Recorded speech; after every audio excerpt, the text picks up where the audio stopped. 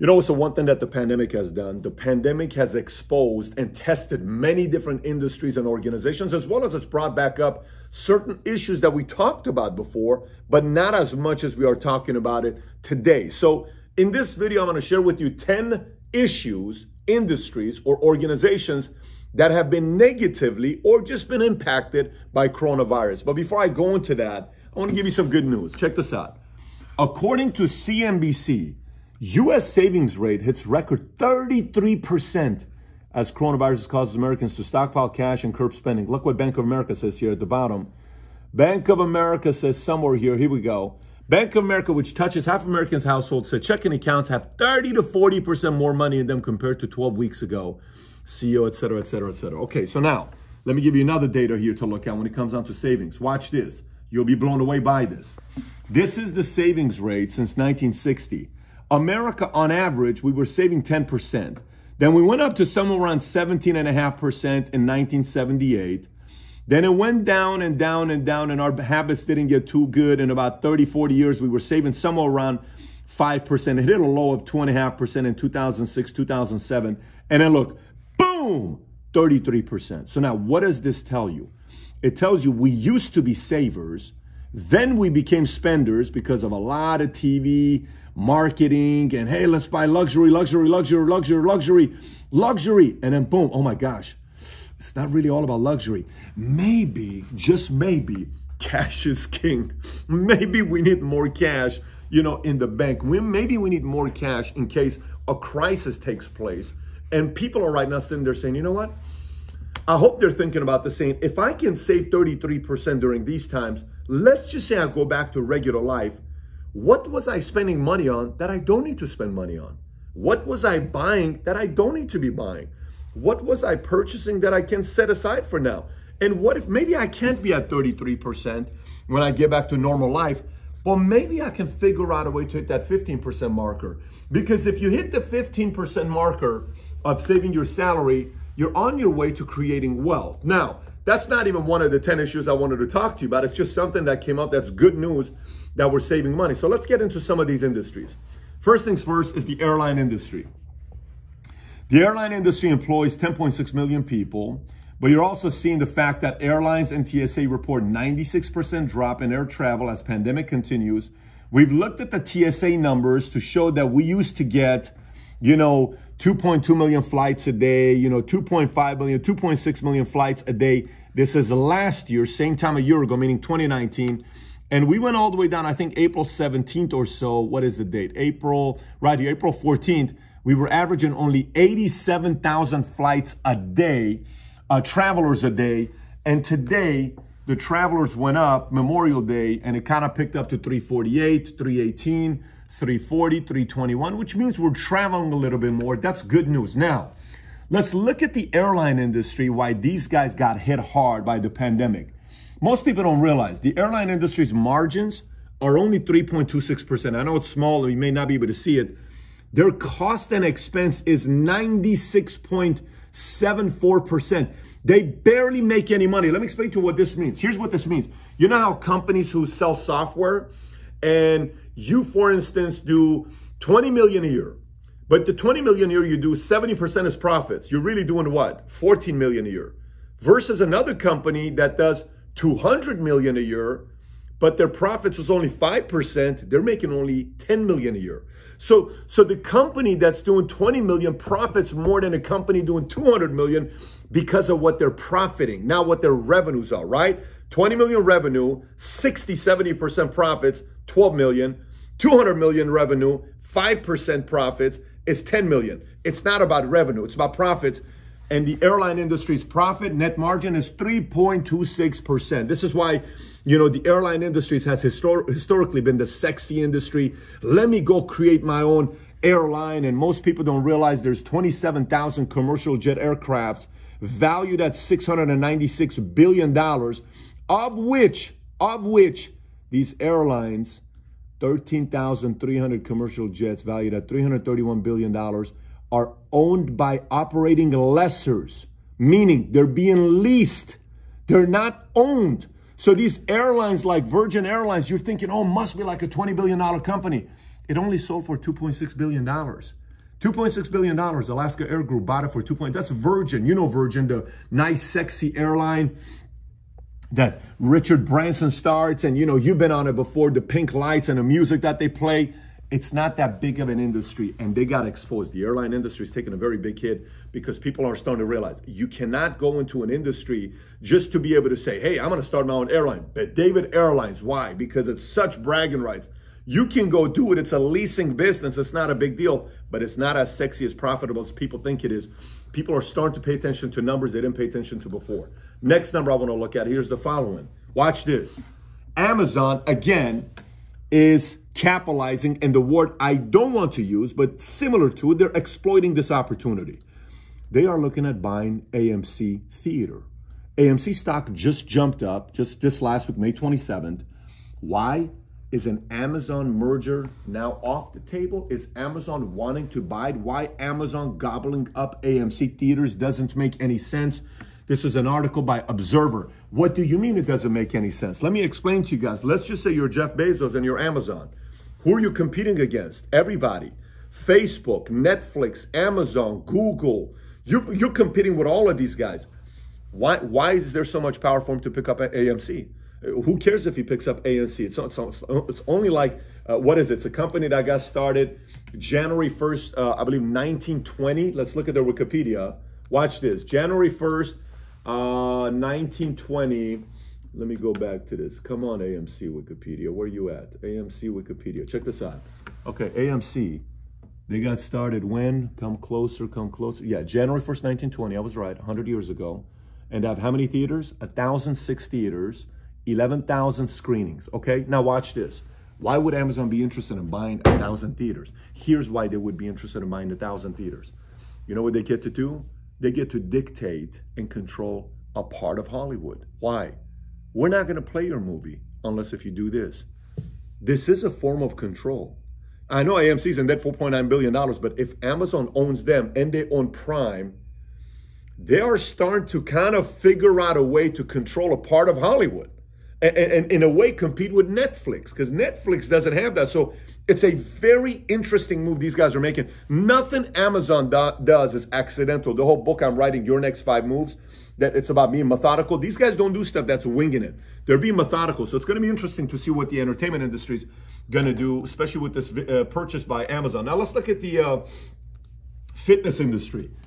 CNN Business. $94 billion fitness industry is reinventing itself as COVID-19 spreads. What does this mean? 24-hour fitness prepares for bankruptcy while gyms start to open. By the way, this is just from yesterday. 24-hour fitness filing bankruptcy. Planet Fitness competitor Gold's Gym files bankruptcy. So now Gold's Gym is now filing bankruptcy. LA Fitness is kind of looking at it, but look what business is blowing up. Peloton could emerge much stronger after coronavirus shutdown, and analysts say, Peloton? Who is Peloton? Which one of you guys has Peloton yourself in your house? I know I do. Now watch the stock here of Peloton. Last 6 months, Peloton was doing okay. Matter of fact, they were even going down a little bit. All of a sudden, boom, coronavirus comes, they go up. Why? People are not buying Pelotons. This is something you can do from home. You can still do classes. You can still do spinning. You don't need to have a gym membership. Why not just go buy one for $3,000? So the fitness industry is about to go in a completely different direction, because especially for those that innovate and pivot, if they don't, they're going to take a massive hit. The old model of gyms, I just don't see that thing. I think they have to definitely realize if they go the way it is and say, well, you know, things are going to go back to normal.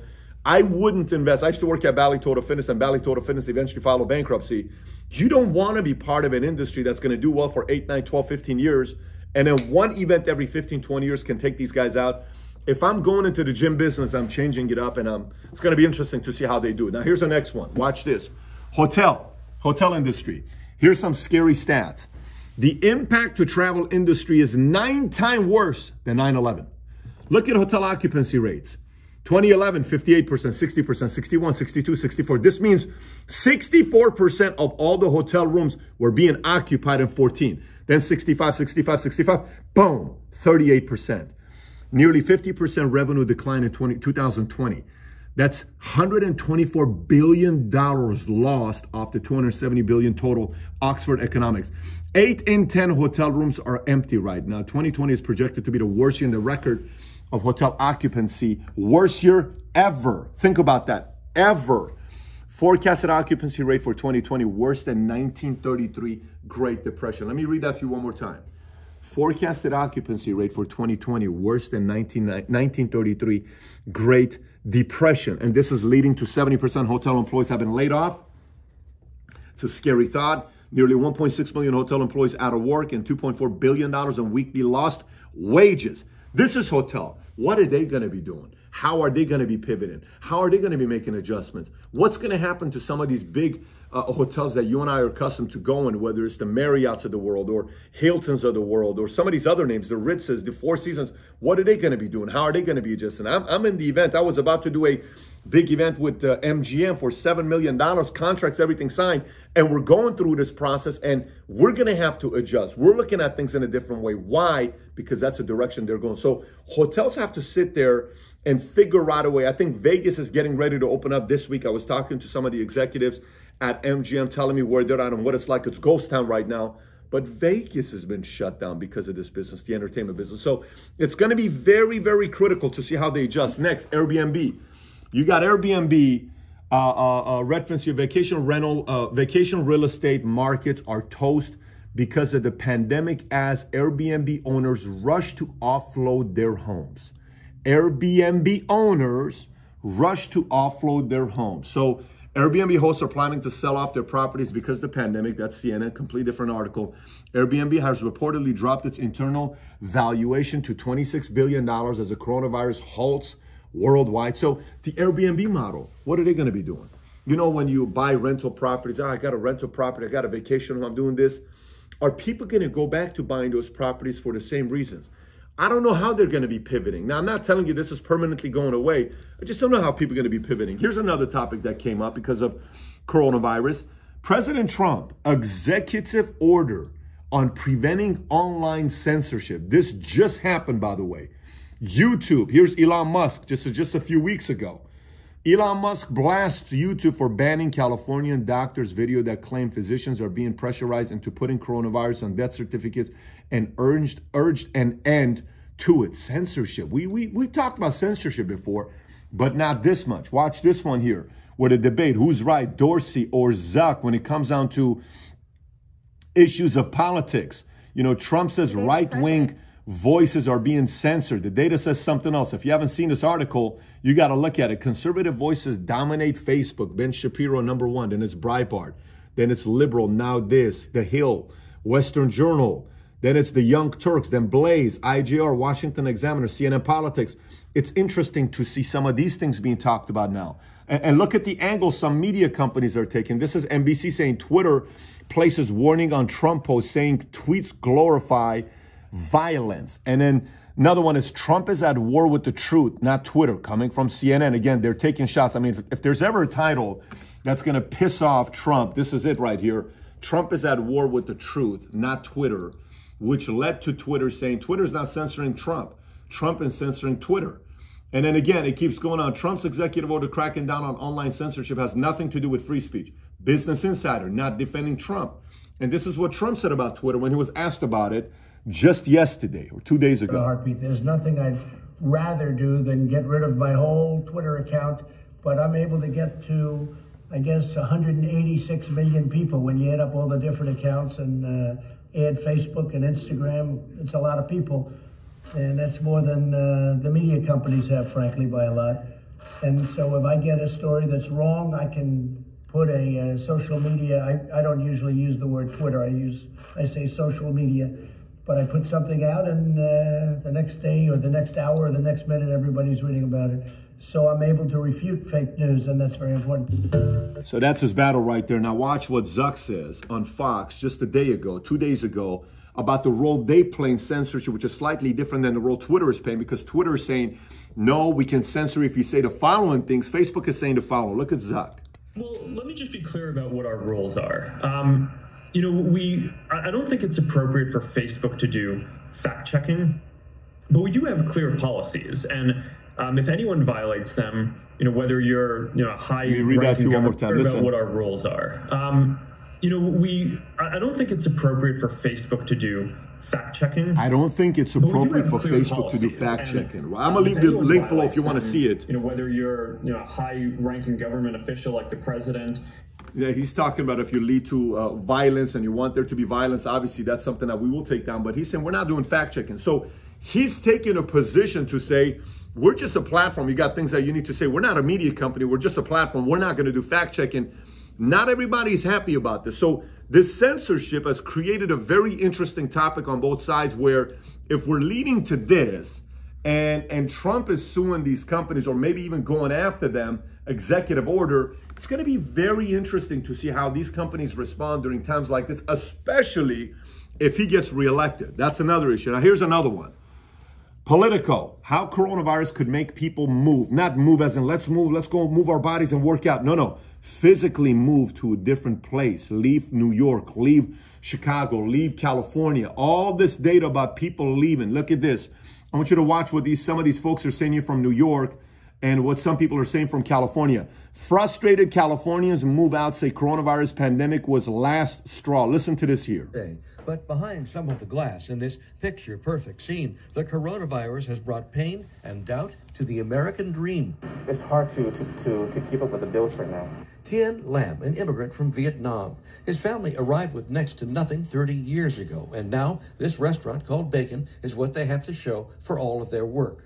But with his doors still closed, profits have dropped 90%. The family is ready to move to Texas, which is opening up and already more affordable than California. I blame the states. Yes, I do. He is not alone. Up in the hills, Lauren Pritchard prepped this morning for a move to Florida. You don't like California, why? I don't like all the litter, the trash, the homeless. Well, that was before the pandemic. But the pandemic was the last straw because they shuttered businesses which I believe could be safely opened. One business in particular hits close to home. It's her husband's film-to-digital transfer service. When we asked Mike Pritchard about what role COVID-19 plays in their decision... It's challenging, shall we say. And that from a man who wants to leave California despite living 40 years in this state. Can you live better somewhere else? Quite possibly. All this talk these are reasonable people, by the way. You don't hear them like bashing or anything. They're just people that are small business. So these are not millionaires, billionaires. They're just guys like saying, look, I just can't do this anymore. So the other issue here that's going to be taking place, I did a video on it. What was the title of the video, by the way? 10 reasons why you consider a move. If you've not watched this, you have to watch this. Click over here. I even have a PDF that I'm texting you right afterwards if you want to go through some of the data on taxes, states, policies, real estate taxes based on different states. People are right now talking about the topic of moving more than ever before because they're realizing how much influence the local politicians have over the effects of their businesses. Meaning, I'm running a small business. A politician can put your business out of business depending on what state you're living in. You better believe people are thinking about that. By the way, this article here on Politico, it's not just talking about the states. It's talking about Italy. It's talking about Europe. It's talking about countries that are sitting there saying, I don't know what I'm going to be doing. Milan, Madrid, Tokyo, all of these places. This is not an America thing. People all over the world are sitting there saying, do I want to build my family, my business in the city, the state, the country I'm living in? And it's something a lot of people are talking about. That's part of the pandemic. It's exposed it. Here's another one. Big Pharma. The coronavirus outbreak exposed the U.S. pharma supply chain, which what does this really mean? COVID-19 has exposed the limits of pharmaceutical market model. Okay, can we go a little bit deeper than that? Look at some data right here as you go down. Antibiotics, okay. And U.S. users asked during a Fox long foreign pharmaceutical manufacturer are 94% of antibiotics of this country. That's not the data I want to show you. There's one right all the way on the bottom. Here you go. Okay. The Japanese government has taken action. The government of Prime Minister Shinzo Abe announced April 7 that it would provide $2 billion in subsidies to help Japanese companies move their supply chains back to Japan from where, obviously, China. On May 12, the government announced that it has begun to work with more than 400 domestic firms to bolster production at home. Generic drugs are among the most vulnerable fields. Nearly half of Japan's API stands for active pharmaceutical ingredient. That's what API means, not API, the other API. Active pharmaceutical ingredients. So again, nearly half of Japan's APIs come from China and South Korea. In addition, 70 to 80% of masks come from where? China. And most countries don't trust China anymore. In Europe, French President Emmanuel Macron said promised full dependence by the end of the year in the production of protective face masks for France. I don't want to do business with China. In U.S., the number at the bottom, if I can find it, I remember saying 13%. Kai, do you see the 13% number? 70%, 13%. Let me go here. 72%. FDA currently has no clear data to track the amount of medicine imported by the U.S. Instead, it has only data on the location of the factors that produce those drugs. According to its data, 72% of the API, which is the drugs, manufactured supply the U.S. market are located overseas. Read the sentence again. 72% of the API stands for active pharmaceutical ingredients, API manufactured supplying the U.S. market are overseas. 13% of those manufacturers operate inside China. So this is quite scary because let me get this straight. All these pharma companies in U.S. are sitting around saying, we're building in China, and U.S., myself, family, my dad gets medicine that he needs. He's 78 years old. He had a heart attack when he was 50 something and he's still around. What's going on? It's because of the right medicine he's taking. If China decides to have a trade war issue with US and they leverage their pharma, this could get pretty ugly very quickly for baby boomers and elderly folks.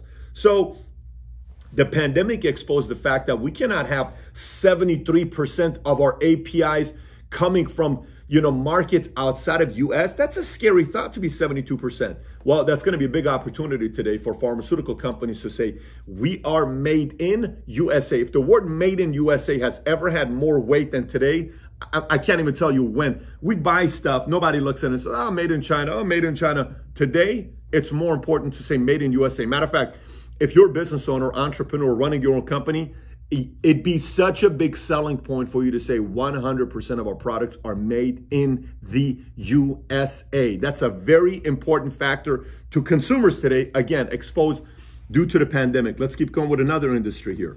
Here's the next one, sports, entertainment. Sudden vanishing of sports due to coronavirus will cost at least $12 billion. This is at least $12 billion. This is coming May 1st. Now watch this.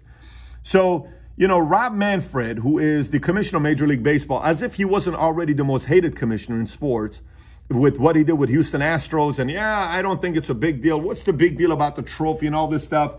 Many will call him one of the worst commissioners of all time in the history of sports, let alone baseball. Here's what they propose. MLB offers players sliding pay scale to return to play proposal. And here's what the numbers are. If you were making a full year contract of $563, they're proposing you go to $262. If you were making $5 million a year contract, they want you to go to $1.64 million. If you were making $20 million, they want it to be $5.15 million. If you were making $35 million, they want you to only take $7.84 million. Now, this is the proposal that baseball made. Now, logically, it makes sense because baseball is probably not going to get the money, but if they're getting the money, they have to pay for it. Even Tom Glavine, who's a pretty respected guy, he and another former baseball player, where is it here? So, you have to understand. Okay, here we go. Here's what they say on Twitch. No, I want to read the one with Glavine. This is the one with Glavine. Okay, Glavine and Chipper Jones, two of the best players that they had on Atlanta Braves years ago. The 30 million people in America that are out of work right now, they don't want to hear about millionaire baseball players bitching because they're only getting paid 25 or 30% of their salary this year. They don't want to hear that. So I thought Snell's comments could have been worded a little differently. I haven't heard anything else outside of Snell. I can only imagine it's probably a phone call away from Tony Clark and Rob Manfred. So what's the point? There are people right now in baseball that are saying, come back and play for less. And there are people saying, well, wait a minute, why would I come back and play for less? You're making money. Why should I take it? So that's baseball, the hit they're taking. Now, there's many other sports on the kind of hit they're taking because of a pandemic. Games, we've seen these before. This is the marathon. Typically in Tokyo, 300,000 runners would show up in 2019. If you look at what that looked like the year before, this is 2019, by the way, versus this year, 2020, they only had 200 runners versus 300,000 runners.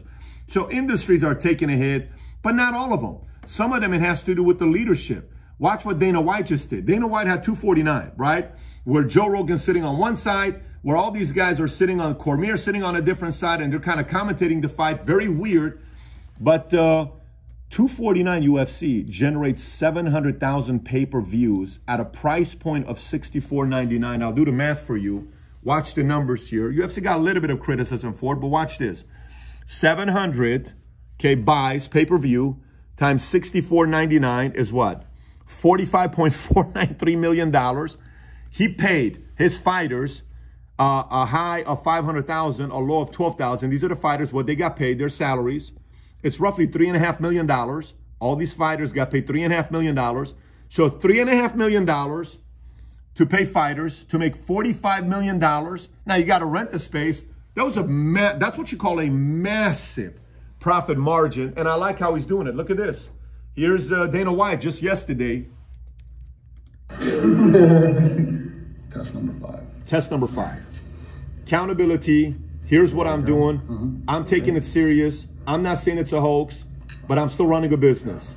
And running a business, boom. See, you got to respect the way Dana's leading the UFC organization. And that's one of the reasons why UFC's got that kind of a loyal followers right now. Without anybody being in the audience, still got 700,000 pay-per-views. So MLB, NBA, NFL. Some of you guys got to think about what your game plan is going to be. Now, I know NFL's got a massive, $20-some billion contract with media and all these other things that they sign. But there are different ways to improvise. You're going to have to figure out a way to make it work at a time like this. So that's the entertainment and the sports industry. Let's look at the next one here. I don't know how many more I got left here, but let's look at commercial real estate.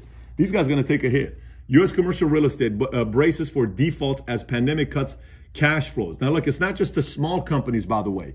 Starbucks asks for a break on rent for the next year. Starbucks pays roughly, what is it, on rent. There was a number up here on what they paid. The company estimated it lost $950 million in sales first quarter, fiscal second quarter, due to stores closures, et cetera, et cetera. And they're not going out there saying, hey, we want you to kind of negotiate with us, and we don't feel, oh, here it is. The restaurant company, one of the largest in the country by number of stores, total landlords, that starting June 1st, for at least the next 12 months, it will need to change lease terms and base rent. Listen, Starbucks is not asking for 60-day or 30-day. They're asking for 12 months. Now you got to realize these commercial real estates, if they don't pay their own mortgages, they're going to go out of business and they're going to go into default. And Starbucks is a very big customer. By the way, that's not the only people. Landlords, commercial tenants negotiate rent breaks amid coronavirus disruption. How struggling businesses can renegotiate rent. This is Harvard Business Review. So there's going to be commercial real estate is going to take a hit. And the other part that a lot of people have right now is companies are worried about, commercial real estate agents specifically, because they're salespeople. Commercial real estate agents are very good at saying things like, it's funny, coronavirus has actually shown the value of office, and this is why it's booming right now, commercial real estate. That's a salesperson talking. I relate because I know what it is to sell.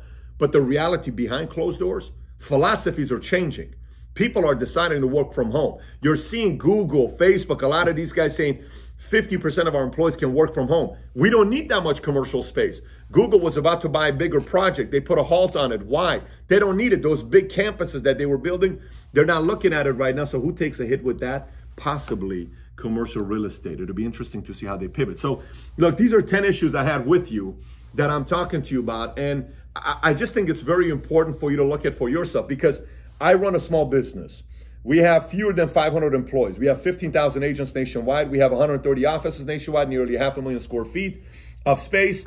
And as a business owner, we immediately were affected by coronavirus to see what we had to do. What are some of the leaks that we had? What are some of the leaks that we had with issues of hiring, firing, training, technology? We had to adjust from a, go to webinar and WebEx to another platform. We had to figure out a way to tailor all our presentations to be effective on Zoom. We had to get compliance in place to understand what it is to sell products on Zoom. But we ourselves were exposed and tested. And we looked at it and said, oh my gosh, look what's going on over here. But at the same time, we had our biggest profit of month last month, in the month of April. And we have our biggest month revenue, EBITDA, top line, policies, every measurable category possible in the history of the company has been shattered in the month of May.